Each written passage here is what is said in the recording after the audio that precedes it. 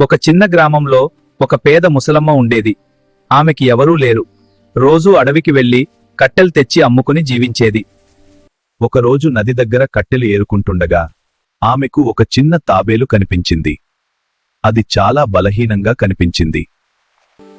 ముసలమ్మకు ఆ తాబేలుపై జాలి వేసింది. అబ్బా పాపం ఈ తాబేలు. ఆమె ఆ తాబేలును ఇంటికి తీసుకెళ్లి ప్రేమగా చూసుకుంది.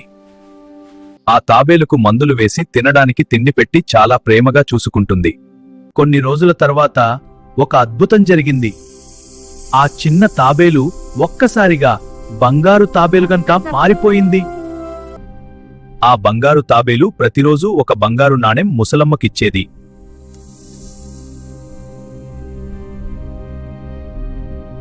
ముసలమ్మ జీవితమే మారిపోయింది.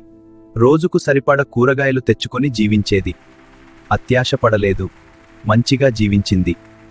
ఆమె మంచితనానికి గుర్తుగా ఆ బంగారు తాబేలు ఎప్పటికీ ఆమెతోనే ఉండిపోయింది. కానీ ఇప్పుడు ముసలమ్మ సంతోషంగా లేదు, ఎందుకంటే ఈ వీడియోకి ఎవరు లైక్ చేయలేదు, సబ్స్క్రైబ్ చేసుకోలేదు. అయ్యో, దయచేసి లైక్ చేయండి, సబ్స్క్రైబ్ చేయండి.